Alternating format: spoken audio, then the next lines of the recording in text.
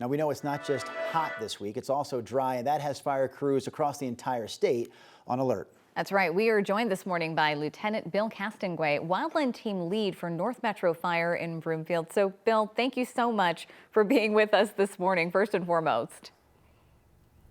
You're welcome. And so I want to start off, Bill, how would you describe what this season has been like for you and your team? Yeah, it's been pretty interesting. Normally we have a break in fire conditions, and this is kind of our planning time and our training time of the year to get refreshed for training and getting ready for summer. This year has gone fire season around the clock. So, we haven't really stopped. We've only had, 2 snows the whole time. So we've just been getting new starts left and right within the metro area and in the foothills.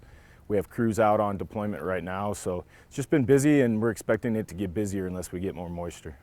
We've covered crews that are helping out in other states. There's the huge fire, of course, in Nebraska that some local crews are helping with. Some North Metro firefighters are also helping battle a wildfire in South Dakota. Can you give us any update on how they're doing? Yeah, they're doing real well. They're up there kind of doing firing operations, holding operations, keeping the fire out of the homes. They're also kind of bolstering up the control lines, and they're kind of switching over into mop-up mode. They're doing really well. It's been cold up there, and now it's dried out and gotten warm again, so we're in red flags up in Custer area. So they're expecting some increase in fire behavior, but they've kind of reported back that things are good and that they're putting in some good work. Obviously, we're seeing a lot of drought conditions for much of the state, even with water use restrictions going into effect for a number of areas as well. How do you ensure that when you are out there fighting those wildland fires, that you actually have adequate supply when you're doing that?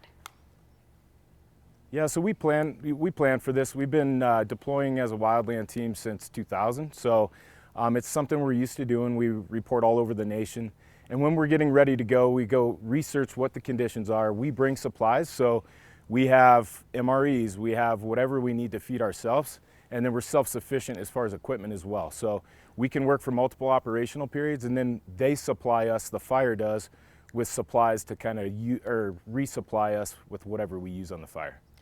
Lieutenant, there's never a definitive start and finish to a fire season. It's different every year, we know that much. But you've been on the front lines for a long time now. How concerned are you about this fire season moving forward?